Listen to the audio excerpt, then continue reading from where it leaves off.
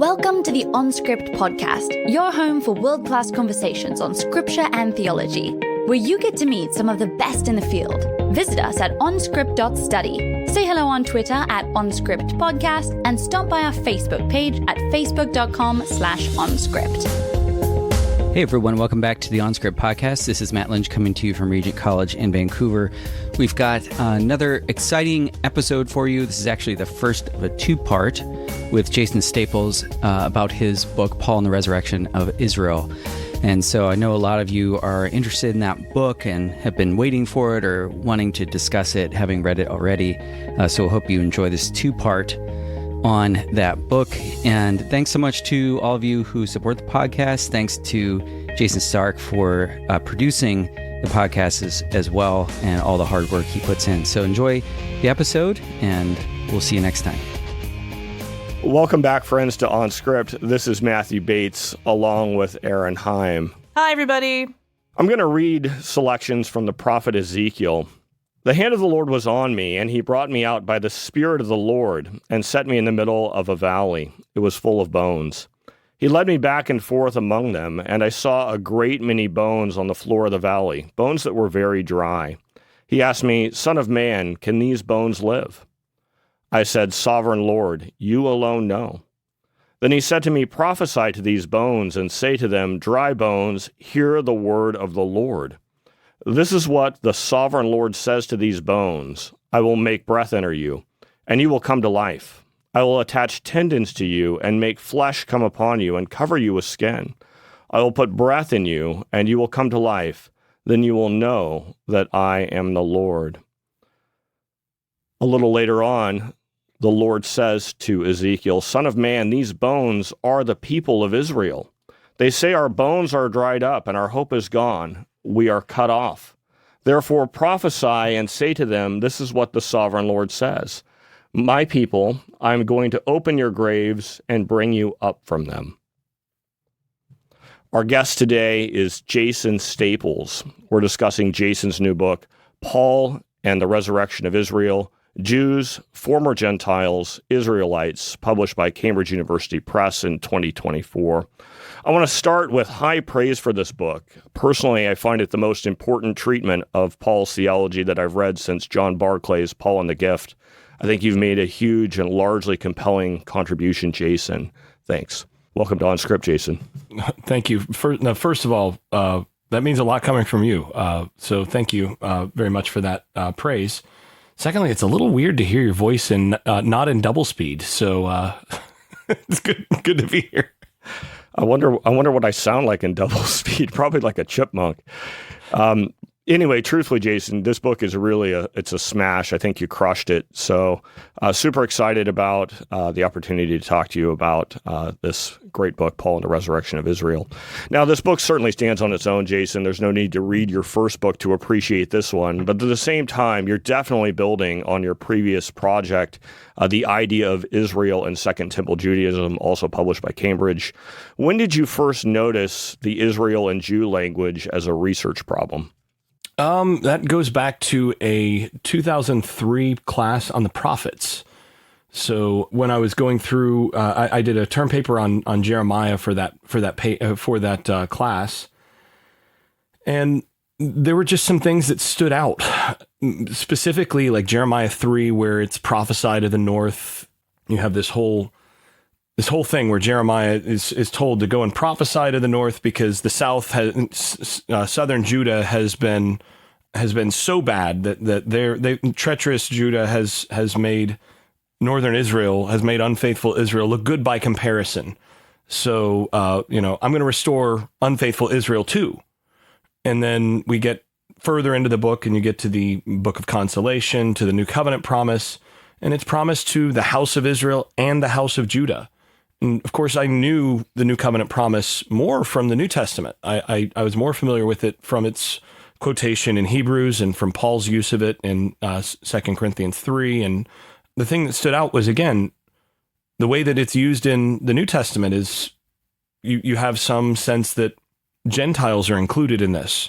Paul's preaching the New Covenant, and there are Gentiles that are coming into this. But then when you read it in its context, it's in the context of Ephraim's return in Jeremiah 31. This is, of course, also the context of, Rachel is weeping for her children and all of these other things. And then it culminates in this promise of northern Israel, this house of Israel and the house of Judah being joined together in this new covenant that would be a reversal of the punishment of exile and the curses of the covenant that had come upon them for infidelity and disobedience. And that just stood out to me as a significant puzzle of, first of all, this is well over a century. I mean, it's a century and a half after the northern kingdom, after the house of Israel has essentially, they've been destroyed or they've been scattered. As a political entity, they've not existed for, a century and a half, close to, by the time Jeremiah is saying that. And then when you get to the New Testament, explaining why they're citing this when it comes to the nations, when it comes to Gentiles, those are two puzzles that I felt needed to be worked out. And so that goes back to that class. And I've basically been working on this project since 2003. Thanks. And for those who are interested, Jason did an interview already for OnScript around that book, but it was on the other side of our podcast, The Biblical World, with Lynn Cohick recorded that with Jason. So you can check out that as you have wish. And Jason, at the heart of your argument in this book is this claim that Paul is actually, he's participating in a broader theological movement in late Second Temple Judaism that you term throughout the book restoration eschatology. And you argue that Paul shares most of his framework with restoration eschatology, but you also that he deviates from it in an important fashion, in a novel fashion, in regard to his inclusion of the Gentiles, which I think we actually are going to save for later, since that's sort of the heart of the book. But for now, can you just tell us, what do you mean by restoration eschatology? And what are the main features of restoration eschatology that Paul shares with his contemporaries? Yeah, so it's a great question. I think the base level idea of restoration eschatology is, Ed Sanders, E.P. Sanders, said that the expectation of the full restoration of all 12 tribes of Israel is essentially the bedrock of Jewish eschatology. And I agree with him. And he labeled that actually restoration eschatology. So I'm following Sanders' terminology here. And the point of emphasis that I'm actually bringing out is that 12 tribe concept, the centrality of this being a 12 tribe restoration, which again, if you read something like Sanders' Jesus and Judaism, he emphasizes that with respect to the historical Jesus and says, look, when Jesus takes 12 disciples and says, you 12 will sit on 12 thrones judging the 12 tribes of Israel, this is an enormous claim because there aren't 12 tribes running around in that day. The tribe of Reuben, nobody's heard from them in centuries. And, Naphtali, others, there's this sense among many Jews of the Second Temple period that maybe they're out there somewhere, that they're waiting on restoration, out east. You get Fourth Ezra, this idea of them being beyond the Sabbath River and all these different explanations for where they are. But there is this consistent expectation among a lot of early Jews, among a lot of Jews from this period, that the 12 tribes are going to be restored in some miraculous way. And interestingly, this is not just restricted to the Second Temple period. if you read or if you pray, if you're familiar with praying the Amidah, the standard Jewish prayer from the synagogue, the expectation of the 12 tribes of Israel returning and being restored is throughout the prayer. So essentially what I'm labeling, or what I'm following Sanders in labeling restoration eschatology, is this emphasis on a complete restoration of all 12 tribes. And what I really play up in the book and emphasize is, if you're going to get a restoration of all 12 tribes of Israel, then that actually requires more than just a restoration of Jews or the Jewish people, because, as was widely understood and widely used in terms of how these terms were used in the Second Temple period, it was understood that Jews were a subset of the larger group of Israel, because Jews came from Judah, from the southern kingdom of Judah, which was composed primarily of Judah, Levi, and Benjamin. and you didn't really have you didn't have the tribe of Reuben and Naphtali and others. Those were non-Jewish tribes of the house of Israel. They were not of the house of Judah. And emphasizing that terminological distinction that we do see pretty consistently held through that period helps us when we get to someone like Paul, who uses that terminology like his peers, which is, again, not very surprising. And when you get into Romans 9-11, for example, and he suddenly shifts to Israel terminology, which he doesn't use very much through the rest of his letters. He uses it 6 times elsewhere in all of his letters. And then 13 or 14, I think it's 13, but there's a textual variant in there, 13 times in those 3 chapters. Why does he suddenly shift to that language? Well, when we understand the backdrop of 12 tribe restoration, and that this is now expanding the scope to more than just contemporary Jews from Judah, all of a sudden that helps us understand what he's doing. Thank you, Jason. I'll have a follow-up question about that in just a moment. Let me introduce you more properly to our guests. Jason Staples has his PhD from University of North Carolina, Chapel Hill, and he's assistant teaching professor in the Department of Philosophy and Religious Studies at NC State University. He's the author of the book we're presently discussing, Paul and the Resurrection of Israel, as well as another, The Idea of Israel in Second Temple Judaism. He's also published extensively, Journal of Biblical Literature, New Testament Studies, Journal for the Study of New Testament, Harvard Theological Review, and so forth.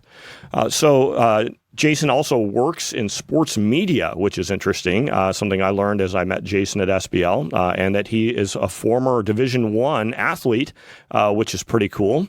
What position did you play, Jason? I think the best way to put it is that I was end guard and tackle, end of the bench, guard the water, tackle anybody who came near it. I was a walk-on, a moving practice dummy for some very, very, very good players, about 40 of whom on that team went and played in the NFL. So I got to see great up close, but I wasn't all that good. So yeah, sounds a little bit like my story. We have a lot of student athletes at Quincy University, and so I always tell them, I played like high school baseball, and I played the position of bench. And so, it's a way of trying to build some rapport with them, make them feel good, because they're obviously all a lot better athletes than I am. Anyway, it's a pretty interesting background. Maybe we'll get a chance to press into that more later on. Back to your book, though. I had a question about the notion of like restoration eschatology, which involves certainly the idea that we're in an era of ongoing wrath before the coming of the Christ, and that there's all kinds of things that are less than fully ideal for the people of God. N.T. Wright has popularized the idea of an ongoing exile. And I was wondering, in reading your book, I had a sense that you wanted to nuance that on the one hand, you agree with Wright somewhat, but on the other hand, that needs to be more fully teased out. Can you tease out the sense in which the people of God were or were not in an ongoing exile? Yeah, I think it's right to say that I largely agree with the fundamental insight that Wright has in terms of the importance of exile in understanding all of these texts. But I do think, and this is where Brent Petra in his Jesus, the Tribulation, and the End of the Exile book from 2005, he had this line where he said, Wright has the right insight but the wrong exile.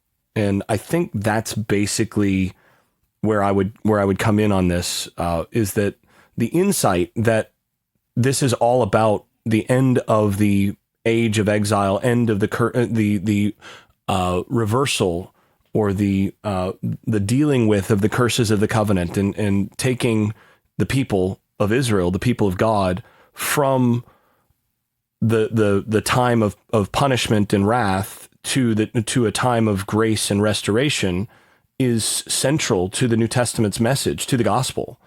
But I don't think we can understand that well if we understand that as either only dealing with Jews, which doesn't really account for why things go to the Gentiles in the first place, or if we just metaphorize that and we say, well, they're using these texts and I think this is what Wright tends to do more, is they're using these texts about exile to talk about like the spiritual condition of humanity writ large, and it's sort of this metaphorical exile that has to be dealt with.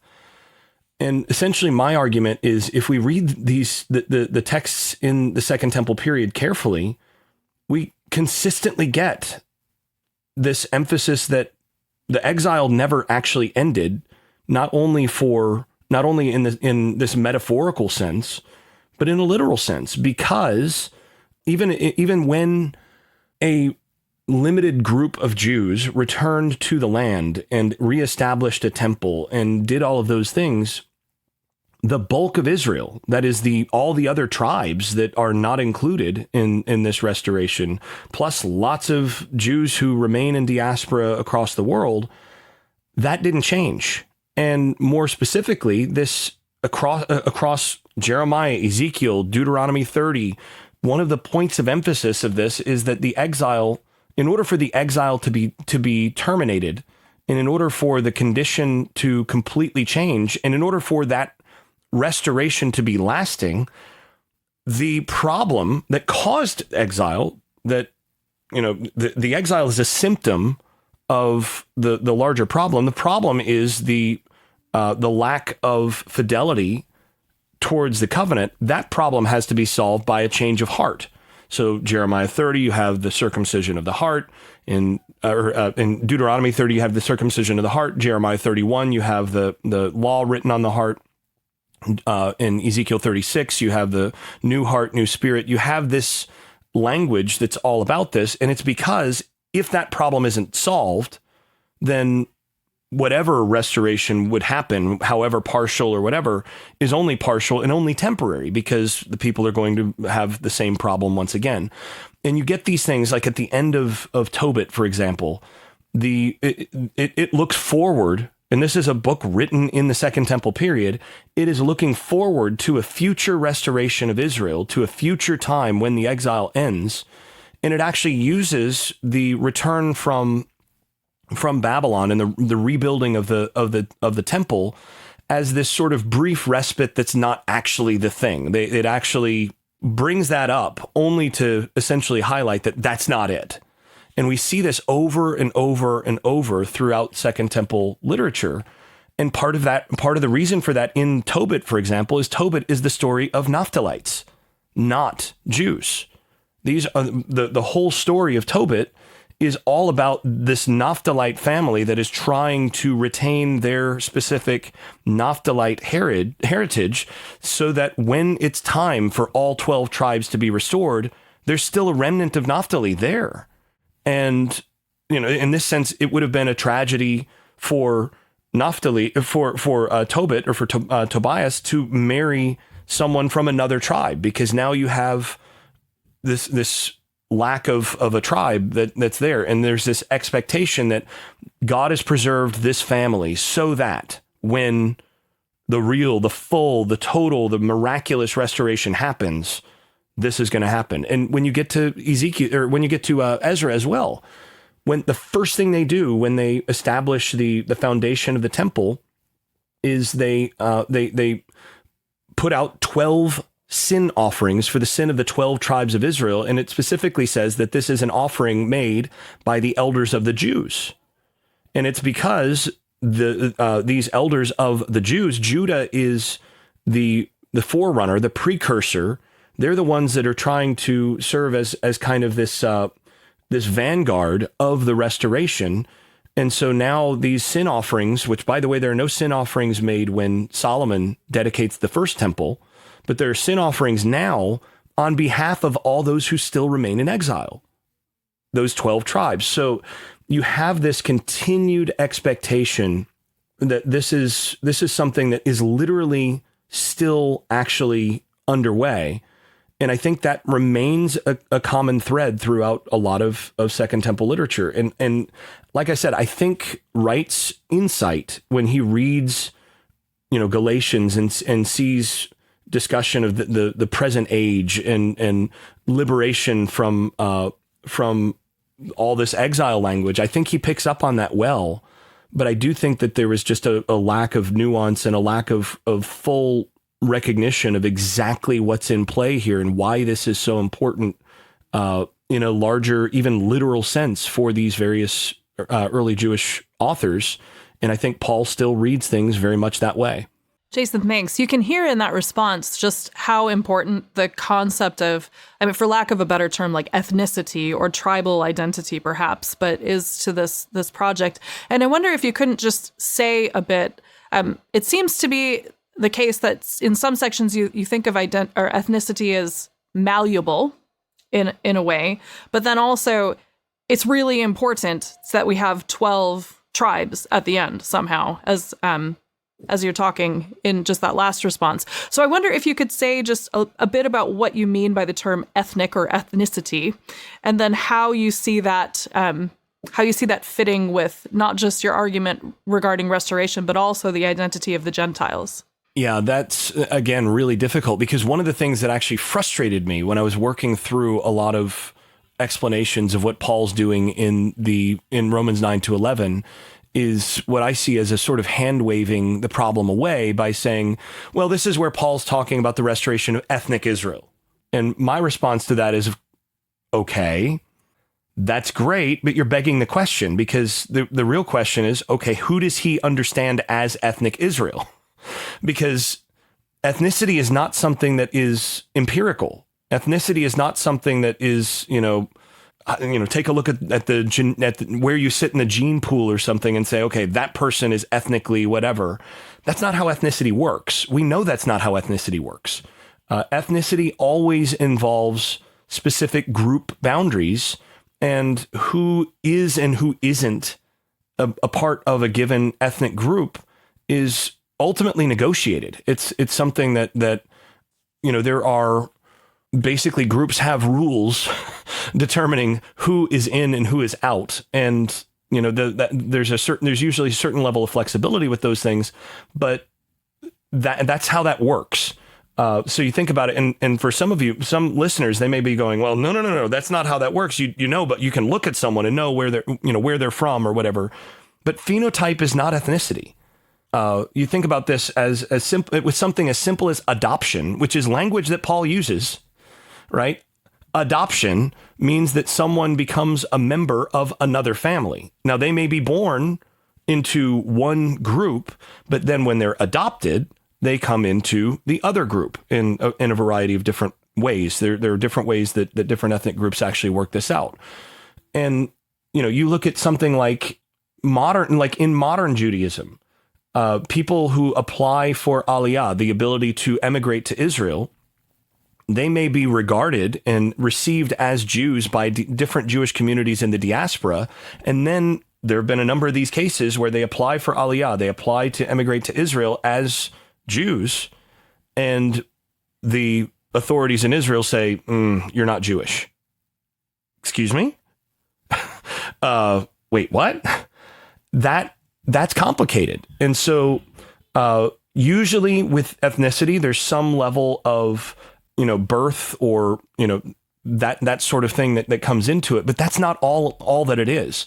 And when you look at Second Temple sources, once again, you get all sorts of these debates about, okay, these people were born to Jewish mothers or, within a Jewish family, but they don't keep Torah. They don't keep Torah the right way. So they're invalidating their membership in Israel. They're no longer members of Israel. And you see this going as far back as the prophets, with this notion of, in, say, Jeremiah, you have the olive tree that is being pruned, and you have branches that are being cut off. You have, Isaiah, the beginning of Isaiah, where you have, basically things are being cut down to the stump, but the remnant will be saved. Well, the remnant will be saved and preserved. So you have this notion that people can be born into an ethnic group, but then through their behavior, they no longer are part of that ethnic group. And you get these sorts of debates in, different American ethnic groups as well, where, someone who holds a particular political view or different things may be regarded by others of their group as, well, you're not one of us anymore. These are the sorts of things that happen within groups. And within the ancient world, there was actually more of a conception of fluidity with these sorts of things. And people like Denise Buell and others have brought this up about that in the ancient world. And so that aspect is something that I emphasize just in terms of the sort of fundamental malleability and the way that that these boundaries are negotiated, so that when we say ethnic Israel, we have to understand, okay, that's great, ethnic Israel.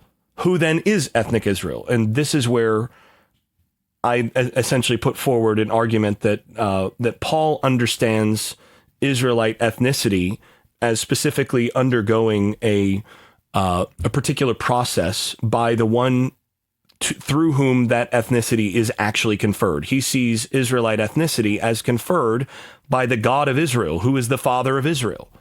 And if that God of Israel says you are included in Israel, then you are ethnically Israelite.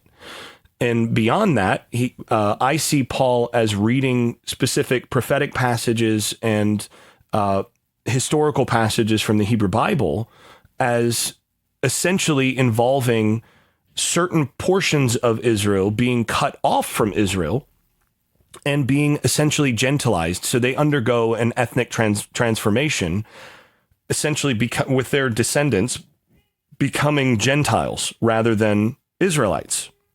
So if you look at Hosea, for example, Hosea tells the northern kingdom of Israel, you are not my people, and I am not your God. Well, if they're not his people and he is not their God, are they Israel? No, they've become just like all the other nations. And that is exactly what 2 Kings 17 says, right? They went after the empty things and they themselves became empty, wishing to be like the other nations. And then it kind of trails off, but it gives this indication that they became the other nations that they sought to be like. And so now and the whole book of Hosea is about this, that Ephraim is mixed among the nations. Ephraim is an unturned cake, right? This whole notion of the northern kingdom of Israel, by their infidelity to the covenant, by their infidelity and their idolatry, they're going to be scattered. And now they're not his people. And Paul reads this and says, well, if they're not his people, well, what are they? And so once that happens, now we have part of Israel that has assimilated among the various nations, that has assimilated and become Gentiles, but the promise of restoration still applies to those people somehow. And my understanding is that Paul then, and I think this is probably in response to seeing people in that first generation, seeing people from the nations suddenly receiving the Spirit, and they're trying to explain, like, this is supposed to be the Spirit that's for Israel's restoration. How's this work? And then when they look at it, they go, oh, wait, it says here, I will say to those who are not my people. And this is how Israel will be restored. And come to think of it, Israel gets assimilated. If Israel assimilated among them, but the promise still applies to Israel, then you must need the nations coming in is how that portion of Israel is restored into Israel and becomes ethnically transformed into the people of Israel from the non-Israelites that they were previously. So I see it as sort of two shifts. You have part of Israel becomes assimilated among the nations, and so they cease to be ethnically distinct as Israel. And now, in order to get that portion of Israel back, you have people who are actually Gentiles who now are being ethnically transformed into Israelites by receiving the Spirit of Jesus. And now you have a newly sort of reformed and restored Israel that is ethically and ethnically transformed by the God who defines the boundaries of who Israel is. Well, thanks, Jason. I think listeners may not fully appreciate the degree to which your book is a rereading of Romans. And You don't systematically work through every text in Romans, but you're certainly offering a Pauline theology through your careful reading and exegetical work. And this is very much an exegetical book. I don't think we can fully expose that in this current interview, maybe something down the road. But in Romans chapter 1, you argue that Paul is not positioning his argument in Romans 1:18 through 32 against Gentiles, but against all humanity. And then in Romans 2, you kind of, I think you challenge a very typical Protestant way of reading these texts. Like Romans 2 especially has been positioned as if Paul is saying that we're going to be judged on the basis of works, but it's merely hypothetical, because if we were to actually be judged on the basis of our works, then we would all end up being judged harshly and falling short. But you correctly, in my view, argue that Paul really believes that humans can and will be judged innocent on the basis of their works. So how can humans perform work successfully, and how does this connect to your overall thesis in the book? Yeah, so that's sort of two things together. First, on the Romans 1 thing, I think there are the interesting thing is that Paul takes sort of the form of the invective against the nations that we see in a number of other Second Temple documents, a number of Second Temple texts, and the thing that he does that's really clever is he uses that form, but then includes all sorts of small references and tweaks to ensure with biblical language that Israel's history is included among the idolatrous nations, which is a very prophetic move. I mean, if you read 2 Kings 17, that's exactly the move that they make. Is Israel, who was set apart to be different and distinct from the nations, decided not to be different and distinct. So now Israel is going into exile, and they're going to become like the other nations that they wanted to be. So I think that's Romans 1. And then when you get to Romans 2, yeah, Paul does say, famously, for it is the doer of the Torah, or doer of nomos, or law, that is justified, not the hearer, which also should be, the hearer part should be ringing in the ears of anybody who knows the Shema, right? Hear, O Israel, the Lord our God, the Lord is one, and you will love the Lord your God with all your heart, with all your soul, and with all your strength. So it's not the hearer. It's not the one who hears the Shema and who declares the Shema or whatever. It is the one who obeys that actually is justified. And like you said, there's a lot of biblical scholarship for centuries that have basically said, well, yeah, I mean, he does say that, but like, obviously he doesn't mean that, because by the time we get to 3 and 4 and 5, he's undermining that. And you now have an entire apparatus, from sort of the Douglas Campbell side of things that essentially declares that all of those statements from chapter 2 are so incompatible with Paul's gospel that they're not even Paul. It's a sort of new way of, the older way of doing this was, well, some of these things are interpolated. That's not what I actually said. Well, that's not really an option there. So what do you do? You say, well, that's not what Paul thinks. That's what his opponents think, and he's just parroting what his opponents think to make it look ridiculous later. And I don't think that holds water at all, especially since Paul elsewhere, in virtually every letter of the Pauline corpus, Paul says, do not be deceived. God is not mocked. Whatever a person sows, that he also will reap. If you sow to the Spirit, then you will reap eternal life and from the Spirit. If you sow to the flesh, then from the flesh you will reap, you will get corruption. So this entire thing is a part of the Pauline theological apparatus without question. I mean, it's just very difficult to see why he would say the very same things in other letters if that's someone else's voice here. So then the question is, okay, how does that actually work when he says justification is not on the basis of works of law, works of Torah, but a person is going to be judged based on what they actually do?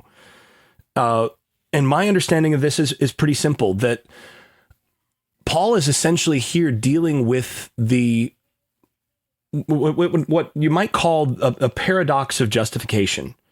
And that is, a just person is who does justice. A doer of justice is a just person. And to do justice, you need to be a just person. But if you're unjust, you're not going to satisfactorily or successfully do justice. So the problem is, okay, so does that mean I should just try to do justice in order to become a just person? Well, but I'm not going to do the justice until I've become the just person who does justice. So Paul's solution here is God gives the Spirit that justifies us, that makes us doers of justice. And then when we do justice, it is a natural outgrowth of what God has put into the heart. So this is completely coming out of the new covenant promise of, Ezekiel's promise of a new heart and a new spirit, of Deuteronomy 30, which I think the last chapters of Deuteronomy are everywhere in Romans. I mean, you could almost see Romans as a commentary or an explanation of the last 4 chapters of Deuteronomy in particular. And, if you want to understand Romans, you need to know your last 4 chapters of Deuteronomy absolutely cold. And what he does is he says, God has given the Spirit, has circumcised the heart in order to make the unjust just. And then God can justly judge those who were previously unjust as just because he's made them just. And now they're going to be doers of justice. And so on the basis of their works from there forward, he can judge them justly. So the mercy of God is giving the Spirit so that people are transformed to do what he wishes. And at the very beginning, and this is something I think is really important to understand about the overall sort of underlying narrative of Romans, is there's this really interesting inclusio that begins in Romans 1:18 and ends in 11:27, an inclusio where you have sort of this ring composition where something is brought up in the one place and then it's completed in the other, in the final place, and these serve as sort of bookends or frames for the larger theological argument of Romans. And that is, in Romans 1:18, it says, the wrath of God is revealed against all impiety and injustice of humans, right? Well, that impiety, that asabeia, is really important. And that injustice also really important. And interestingly, and this is Paula Fredrickson has pointed this out previously, the paralleling, the putting the two things together, those two terms, asabeia and adikia, impiety and injustice, those correlate to the 2 tablets of the Torah, to the commands of responsibility or obedience towards God, and the commands of justice, of doing right towards neighbor. So doing right towards God, doing right towards neighbor, those are the twin obligations. And those things get put together in the love commands. Love towards God is represented by piety. Love towards neighbor is represented by one's justice towards neighbor. So those 2 things, it's the love commands that are at the very heart of Romans 1:18. And God's wrath is revealed against those who are unloving and unjust. So unloving towards God and unloving towards neighbor. And what does 11:27 say when we get all the way to the end of his argument? It says, or 11:26, that is, 11:26 and 27 says, and thus all Israel will be saved, as it is written. And then it says, that God will remove the impiety from Jacob, the very impiety that's addressed in chapter 1, verse 18. All of a sudden you have the impiety of humanity that God's wrath is revealed against is removed. And how is it removed? By the Spirit that comes into the heart, that now God's people are taught by God, they have the love of God in their hearts. And all that remains then is to live out justice towards neighbor, because the love of God is put in your heart by the Spirit to solve the very problem that we see in Deuteronomy, that God has not yet put his love in their hearts. They do not yet love God. But then in Deuteronomy 30, you have this promise, I will circumcise your hearts and you will love me and live. And so this is the promise of the gospel, of the Spirit putting the love of God in the heart, and now a person can be a doer of justice towards neighbor. And in the process of that, now a person can be judged as just, and justly so, because God has not changed the standard. God has instead enabled those who were previously unable to attain and live up to the very standard that he has set. Thanks, Jason. There's just so much in that last response, but maybe we can talk a bit more now about your exegesis of 9 through 11. As Matt said, we'll probably come back and do like an exegetical interview, perhaps, where you go through some of these texts in more detail, because we don't like to put people on the spot and make you answer for all of, I mean, it's a very detailed argument and a really helpful one. But I wonder, as you point out in the book, you point out that this potter and clay imagery in 9 has been used, I mean, as a kind of a writ large predestination text where we're talking about individuals being predestined for hell, predestined for eternity. And you, I think, rightly, carefully pick apart that reading. So what's a better reading of that language of predestination and mercy and election in the potter and clay imagery? And how does it relate to this, perhaps this notion of who Israel is and how people do justice and et cetera? Yeah, I think the first place to understand or to go to understand the potter and clay language that Paul has there, which I think has been incredibly poorly read, at least especially in the last few hundred years, is, and one of the reasons that it's been so poorly read is I think so few biblical scholars have ever gotten their hands on any clay. I have talked to a lot of people who've worked with clay over the years, and I've asked them, okay, so, tell me about working with clay. And all of them are, they universally understand this passage better just by having worked with clay once in their lives. Especially the more that a person has spent time throwing clay on a wheel, the more inclined towards understanding these passages better they are. But I think the first place to go back to understand that is Jeremiah 18. And, where the potter and the clay metaphor, God specifically points to that as the way that he deals with his people. And, basically this is where Jeremiah is told to go out, go to where the potter's at work and watch and then listen for what I'll tell you there. And so he goes out there and he sees the potter at work on the wheel, and then the clay becomes misshapen in the potter's hand. And so the potter balls it back up and decides to revise the plan and makes it into another vessel as he sees fit. And God's response is, can I not do the same to you as this potter, O house of Israel? See, you are in my hand like the clay in the potter's hand. And then the declaration is, if I declare something about a person or a nation or a people, and then that person or a nation or a people repent and do otherwise, then can I not change my plan for that people? Wait, what? There's this interactive conception of what's happening with the potter and the clay. And this whole thing depends on the idea. And this is something that, again, people who've spent time working with clay understand. Clay has a reputation for being really difficult to work with, for having a mind of its own, as it were. And a big part of being a successful potter who's working with pottery, with clay at the wheel, is this process of improvisation. You have this idea in mind of what you want, but sometimes the clay just won't cooperate. And so you've got different choices on how you're going to work that out, but ultimately you keep, working at it, and eventually you produce something that ultimately it's your choice as the potter on where you stop and what it becomes sort of in the end. But that's not a unilateral action that has nothing that in which the clay has nothing to contribute.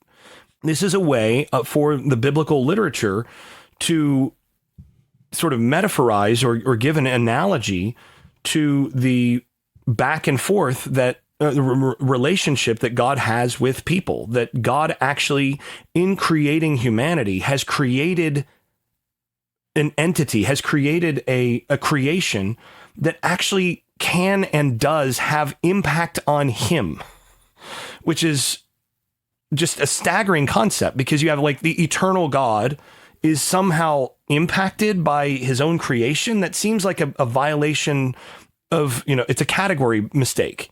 And yet that is exactly the sort of thing that keeps coming forward every time we see potter and clay imagery used in the biblical and other early Jewish literature. So then when we get back to Romans 9, what Paul does, and I think this is actually often very poorly rendered in terms of translation, you have this idea that it says, what if God, wishing to show his power, endured with much patience vessels of wrath prepared for destruction. I think that's pretty close to the ESV. The problem is, what does it make sense? Like, can you explain to me what it means for someone to endure a clay vessel? Like, that doesn't make sense. Like, I can't endure this. No. First of all, that term that is often translated endure, when we look through other Greek literature, it sometimes means to produce in the context of something like pottery. It also can mean to bear, as in to carry, to lift up. So it's just that Pharaoh. So that, first of all, should automatically have us thinking, wait, what? There's something else going on here. And then the second part is more important, and that is this second part doesn't mean prepared for destruction. It's actually a word. It's the same word that's used for mending nets. So when Jesus and his disciples are there in the Gospels, and they're mending, when he calls his disciples and they're mending their nets, the word that's used there for mending is the word that Paul uses for what's often translated prepared for destruction. And it's not a word that has anything to do with foreknowledge or looking ahead. It's a word that has to do with fixing or repairing, bringing something to set it right. Well, in the context of pottery, that makes a lot of sense, because we already have, in the pottery metaphor, this conception of God interactively working with something that's stubborn. And so now the idea is that God patiently forms or patiently bears with the pottery in order to fix or to amend, to alter these things in a way for his plan. And then, of course, this whole thing is a response to the question of why does he find fault for who has resisted his will? One way that this has typically been responded to, and it actually is often translated who resists his will, which is not what it says. This who has resisted his will is an empirical question. And the question is, has anybody ever resisted God's will? Isn't he too powerful for that? And then you go, have you read the Hebrew Bible? The entire thing is a record of God's people consistently, over and over and over and over again, resisting his will. Oh, wait. So what that means is God is actually a master potter who, in the process of his people resisting his will, is still able to use that even disobedience for the purpose of redemption. As a master potter forms these vessels into something else, still for redemptive purpose, and then, just interactively does this. And so this then leads toward the redemption that then Paul talks about in the second part of this metaphor. So the whole thing is ultimately about highlighting human, and specifically in this case, Israel as the lump of clay, but human disobedience and God's capacity to work with that disobedience interactively to still serve his redemptive purpose. And that actually is the fundamental takeaway that we should be getting from the potter clay passage, which then feeds into the rest of Romans 9 to 11 to explain how God has used even Israel's disobedience to do exactly what he had in mind at the beginning, which is bring about Israel was set apart to be a light to the nations, a kingdom of priests for the nations, for the redemption and of the nations. And then Israel rebelled. Israel refused. Israel imitated the nations instead of doing what they were supposed to do. So what does God do? He brings about the redemption of the nations and makes Israel a light to the nations in a completely different way. And yet all of this still actually results in the redemption that God had in mind in the first place. Israel's disobedience results in ultimately the redemption of all nations. And I think that's the takeaway we should be getting from that. Thanks, Jason. And I just want to also say, you can hear in that response that Jason is giving ultimately an instrumental reading of vessels of wrath and vessels of mercy. And I thought, once you pointed out, it's so obvious that like a vessel holds something, but I just thought that was such a helpful insight that actually vessels are not objects of things in themselves. They are carriers of things. And just what a helpful way of just pointing out the metaphor and making it lively for a reader again, because we're so stuck in our 400 years of whatever of interpretive history that we miss things like a cup holds something. It's not the object of something, but it holds something. And that's really key to your instrumental reading. And I wanted to point that out because you didn't say it. And I just thought it was just such a good insight from that text. Sorry, Matt, over to you. Oh, that's okay. Yeah, I actually thought that was one of the most helpful aspects too, the instrumental reading. And this is actually how I first encountered your work, Jason, was you published an article, I think it was in Harvard Theological Review, on this specific passage. What's the name of the article? So it is Vessels of Wrath and God's Pathos, potter clay imagery in Romans 9:20-23. And by the way, in that mention of God's pathos, you can hear a nod to one of the prior generation of scholars who's been most influential and formative on me, and that's Abraham Heschel. That's very much a nod to Heschel, who I think very much understood this aspect of how the prophets portray God as interactive in this very way. Yeah, God is affected by his creation whenever we read those metaphors correctly. How we systematize them is obviously a huge question, but we at least have to deal with that on the biblical level. And you're also dealing with nations rather than individuals in that text, and just specifically with Israel as the lump, which I think was a really interesting insight. Now, are you ready for a speed round, Jason? I'm as ready as I'm gonna be, I think. All right, we'll maybe vary it up. I'll ask a question, and I'll hand it over to Erin to ask one. So, question one: what is the coolest vehicle you've ever been in? Oh, wow. I still think any airplane is just amazing. The fact that we get into a metal tube and we like fly. I'm just going to go with any airplane would qualify for that. Ideally, one with all the parts. You have a little. And I flew yesterday, and I went, oh, that's an unsettling thing to be reading as I'm sitting in an airplane. Anyway, sorry. Jason, what's a trend in society that scares you? Oh, man, there's a lot of them. So I think one would be just the general lack of civility that we see. I think in general, social media has been really has created some bubbles where people are getting further and further polarized and getting more and more hostile to one another, to where there's this notion of sort of everything is zero sum. You know, the next election is going to be about total victory over, this or that group. And it's one of those like, well, those same people who vote against whatever candidate you're voting for are going to be there tomorrow, or at least I hope you think they're going to be there tomorrow. That's one. And I think also another is, I think we are and this is probably the bigger one. I think on a global scale, we are in a lot of ways marching towards the sort of trends that we saw sort of in the same stage of the 20th century. That we're in the 21st, and those exploded into World War in the 20th century. And I think there are a lot of things right now.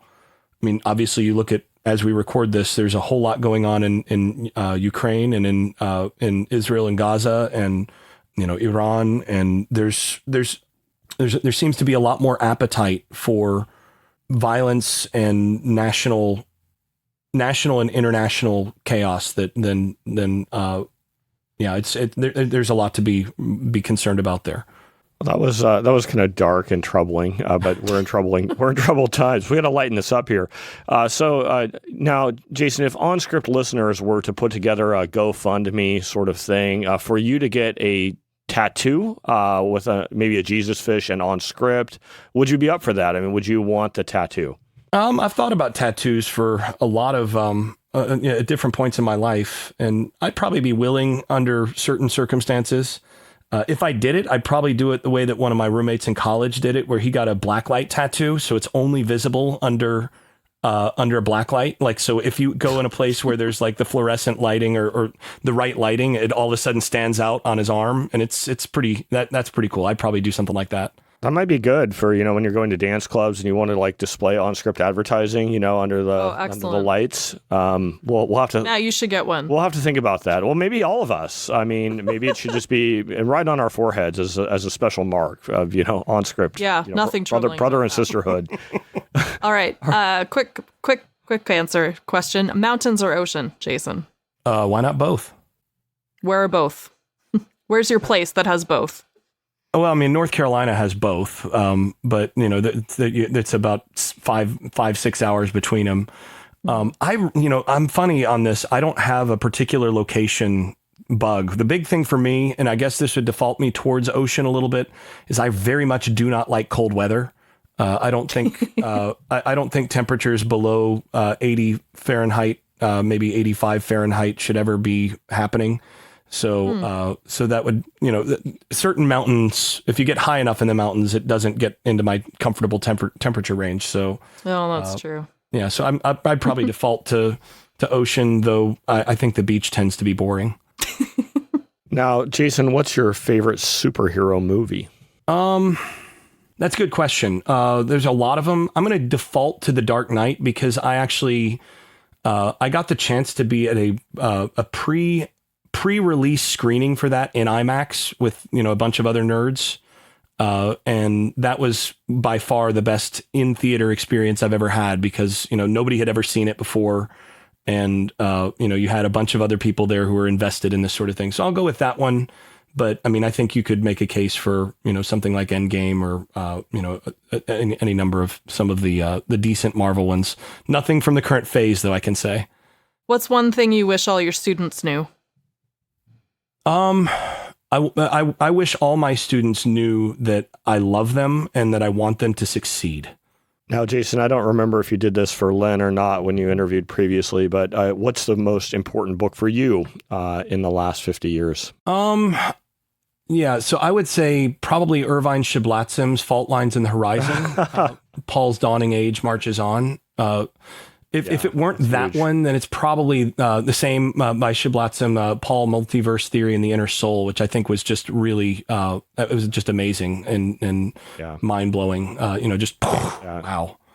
Yeah, I think it's the stuff about how he cares for goats that really, Well, I mean, the sheep and the goats are really important, to biblical interpretation. And, I think he knows that. He knows that too. He knows that. He understands the importance there, and just seeing someone who's so committed to living out the text in the way that Shiblatzim is just so encouraging.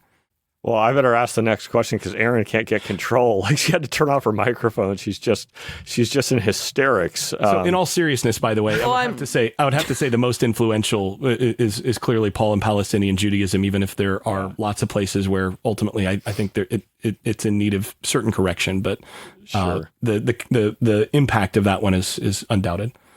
Yeah. Sorry, I was just overcome by the genius of Shiblatzim. I don't think anyone has pointed to his work as being as influential as it deserves to and it just deserves more recognition. So I'm just so appreciative. I was overcome. Yeah. Yeah. It hasn't been as influential yet, but it should be. It's the importance of it that needs to be highlighted. Yeah, so I want to make sure that we land this interview. We're starting to run shy on time, and doubtless, I think a lot of your energy in your book is positioned to interpret Paul's words at the end of Romans 11, and thus all Israel will be saved. Maybe as a way of wrapping up your argument that you're aiming toward in your whole book, what does Paul mean? And you actually had a delightful quote by Origen, saying that as Origen is in Origen's commentary on Romans, Origen's like, nobody knows what this means. Maybe God does, and maybe the Son of God and any friends that he might have might know. Well, maybe you prove yourself to be a friend of God here then, if you actually have solved this for us. And I think you've made an outstanding case. So what does Paul mean when he says, and thus all Israel will be saved? So I think the first thing to go to there is that the emphasis in that is the all. So what he's been trying to explain. So first of all, I don't think Romans 9-11 is, as it's often been understood, as Paul trying to explain why so many Jews are not receiving the gospel, are not just immediately embracing the gospel. And so he has to explain that. I don't think that's it at all. First of all, I don't think that's an especially difficult theological problem for him. It's not a difficult theological problem for the folks at Qumran, for example, that their rivals, the people who have not embraced their specific brand of interpretation, that they haven't.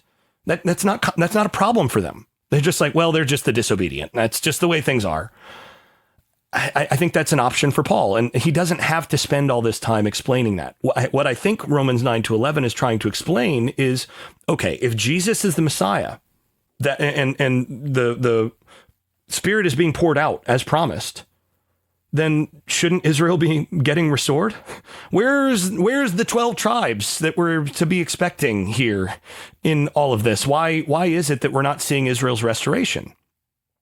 And also, what's up with you've been making this case for 8 chapters that these uncircumcised men who are receiving the Spirit are actually participating in the promise to Israel. So does that mean that God has been unfaithful to Israel and to his promises to Israel? That's what Romans 9-11 is about. And the end of that gets to, this is Romans 11:25 and 26, where he's trying to land that argument in a specific place to say, no, in fact, God is restoring Israel as he promised, but it looks different than we expected. And what he does, I think, in Romans 9-11 is, again, go through the historical disobedience of Israel, go through the penalty for that and the way that Israel ultimately is scattered. And, even the potter clay thing you have in Hosea and in Jeremiah, you have this language of those who are being cut off, they're being cast out as worthless vessels. That's language that Paul then uses, right?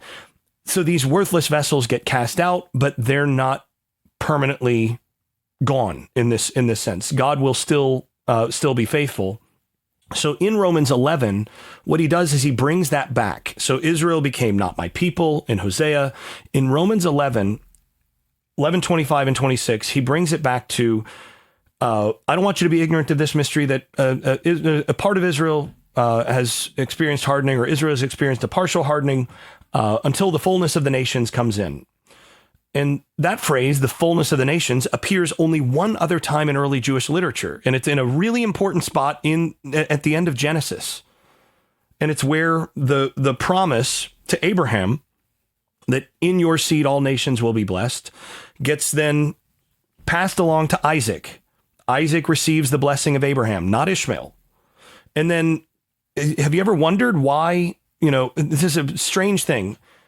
In Isaac's blessing, he blesses Jacob, and then Esau comes to him and says, what, do you only have one blessing? That's sort of a strange thing, because in other places we have all sorts of people giving more than one blessing. And then Isaac does sort of give him a blessing, but it's not the same kind of blessing. So Jacob receives the same blessing that Isaac got from Abraham. Jacob becomes the carrier of that blessing. And Jacob also is told, your seed, in your seed, all nations will be blessed. And then finally, that same blessing is passed along one final time in Genesis, and it's through Joseph, from Jacob through Joseph to Ephraim. And Ephraim gets this blessing where when Jacob crosses his hands and blesses the 2 sons of Joseph, he says of Ephraim, his seed will become the fullness of the nations, which is a very strange phrase. And the various versions later on struggle to translate this. The Septuagint harmonizes it to Abraham's promise and says his seed will become a multitude of nations, all of these things. But the Hebrew, malo hagoyim, is the fullness of the nations. That's exactly what Paul says here. Israel has experienced this hardening until the fullness of the nations comes in. And so in this way, all Israel will be saved.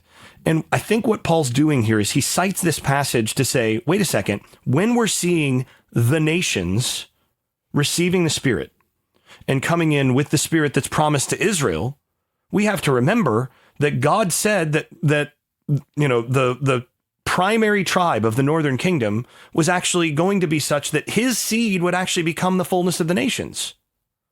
So in order to get Ephraim's seed fully restored as promised by God, the nations have to come in. We have to have the fullness of the nations for Israel to be complete. Otherwise, we don't have what God promised about Ephraim in Genesis.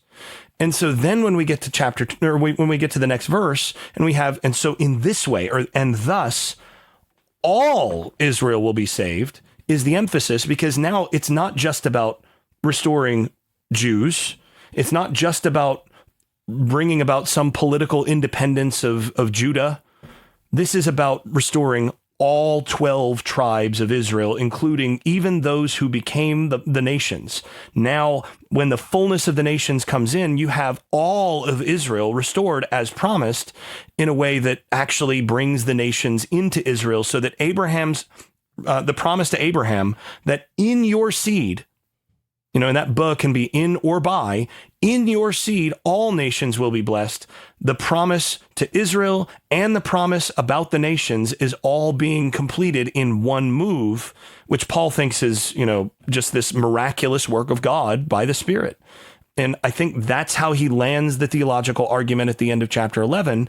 And it's why he's so adamant that you have to have these uncircumcised Gentile men who are receiving the Spirit brought in as full members, because otherwise you don't have all of Israel. And that, I think, is the point and the emphasis of the larger theological argument of Romans. Well, thank you so much, Jason. Your book has rich exegetical detail. I think that you're providing a lot of novel, but nevertheless well-grounded solutions to problems that have plagued the discipline for years. And certainly in this way, all Israel will be saved is one of those classic chestnuts that the whole field has struggled to try to explain. So the idea that the Spirit is the one that's bringing about ethnic transformation, really an interesting and powerful argument. Yeah, so we hope to maybe do an episode with you in the future around some of the exegetical details, and so we'll plan that for who knows how far in the future, but at some point. And how about I turn it over to Erin if you want to close us out, Erin? Yeah, absolutely. Thanks for joining us. Again, our guest has been Jason Staples, and we are just, thrilled that you were here, Jason. So thanks. And you can pick up the book anywhere fine books are sold, probably Amazon. But if you want to click through our link, we get a little kickback. So thank you for doing that. And thanks so much for joining us, Jason. Thank you guys so much. This is a wonderful pleasure. You've been listening to On Script, delectable conversations on scripture and theology. If this episode has brought you inner peace or lit your biblical fire, please consider a small donation of just $2 or $5 per month. Information on how to donate can be found at onscript.study/donate.